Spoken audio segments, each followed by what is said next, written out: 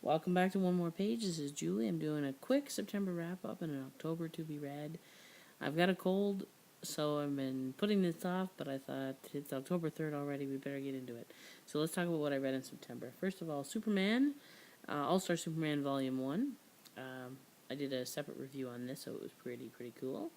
Enjoyed that. Frog Music by Emma Donahue. She was also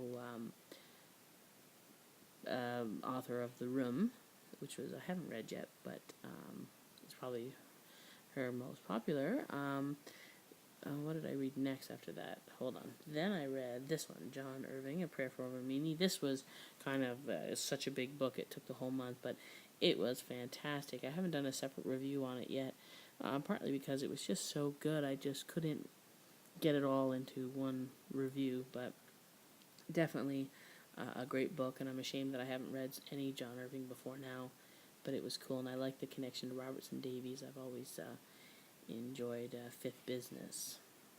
Then I read Drive by Daniel Pink, which is a nonfiction book about intrinsic versus extrinsic motivation. That was a fantastic, fascinating read. Did a separate review on that if you want to check it out. And then just finished the Elliott Girls by Krista Bridge, and that's coming up for a Ridgeway Reads author series in my hometown. So I'll get to see her in the flesh and be able to ask Krista Bridge my burning questions about Elliott Girls. So that was September. Now let's talk about October. Oh wait, before I go on to October, I left one out, The Art of Coaching. So I was originally going to read a book about, I like to read teaching books because I'm a teacher. I was going to read one about Teach Like a Champion or something like that, but then this popped up because I'm an instructional coach this year, so I thought maybe I'll read this, and so I read it. It had a lot of interesting things, lots of good questions. You're probably not that interested in it unless you're in a very narrow field of instructional coach, but definitely read that in October or in September as well. So now really on to October.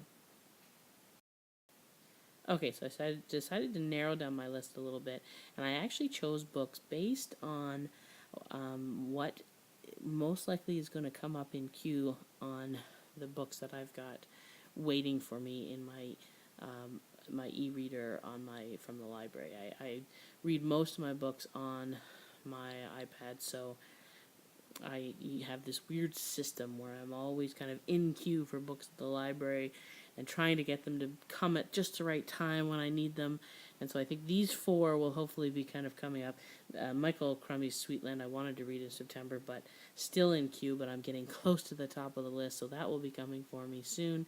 Newfoundland Writer, one of my favorite writers, so I'm really excited about that. Then, actually, I discovered this. Then we came to the end by Joshua Ferris. From reading Daniel Pink's Drive, he mentions this book, and it kind of explores modern workplaces in a novel, but dealing with a lot of that intrinsic, extrinsic. I get that.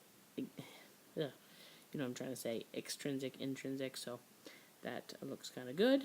Then for my book club, they chose The Bees, which looks very interesting. It is actually a colony of bees, and told from their perspective. So that's kind of out there, kind of breaking with stereotypes. So I like that when books do something different. So that sounds interesting.